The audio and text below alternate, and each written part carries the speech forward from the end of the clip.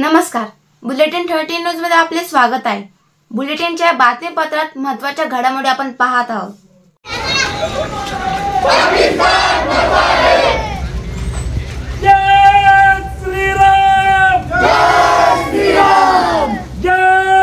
नमस्कार, बुलेटिन 13 न्यूजवर एक महत्त्वाची विशेष बातमी पाहत आहोत। बातमी आहे सकल हिंदू बांधवांतर्फे आंदरसूल येथे भव्य निषेध मोर्चा काढण्यात आला। पाकिस्तानच्या मुर्दाबादच्या घोषणा देत आंदरसूल येथे कडकडीत बंद। संभाजीनगर महामार्गावर पाकिस्तानचा झेंडा जाळून व्यक्त केला निषेध। पहलगामच्या या ठिकाणी अतिरेक्यांनी 28 निष्पाप हिंदूंची केली होती हत्या। महाराष्ट्रातील 6 पर्यटकांचा समावेश होता। या भ्याड हल्ल्याचा निषेधार्थ हिंदुत्ववादी संघटनांनी आंदरसूल येथे बंदची हाक देण्यात आली होती। यावेळी भव्य मोर्चा काढण्यात आला। सुरुवातीला नाशिक संभाजीनगर महामार्गावर पाकिस्तानचा झेंडा जाळून निषेध व्यक्त करण्यात आला। त्यानंतर मेन रोड, भगवा चौक, माळी गल्ली असा मोर्चा काढून वैजापूर वेस श्रीराम मंदिराजवळ मोर्चाची सांगता करण्यात आली। या प्रसंगी हिंदुत्ववादी नेते हर्षा ठाकूर यांच्यासह गावातील समस्त हिंदू धार्मीय मोठ्या संख्येने उपस्थित होते।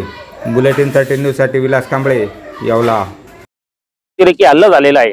प्रथमतः मी आंदरसूल वासियांच्या वतीने ज्या हल्ल्यात मृत्युमुखी पडलेल्या भारतीय लोकांचे मी सगळ्यांच्या वतीने भावपूर्ण श्रद्धांजली अर्पण करतो।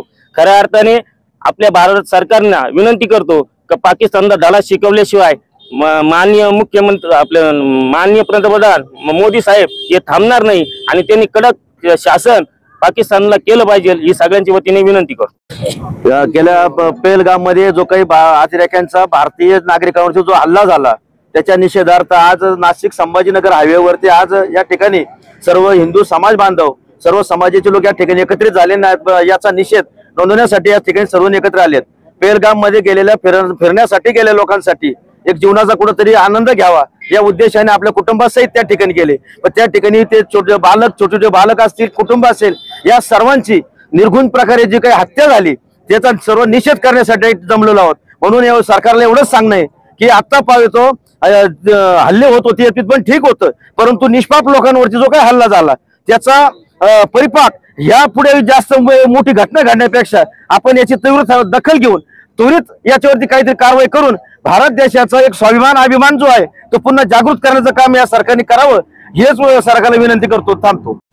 अशाच बातम्यांचे नवीन अपडेट जाणून घेण्यासाठी बुलेटिन 13 न्यूज मराठी चॅनलला सबस्क्राइब करा व लाईक करा।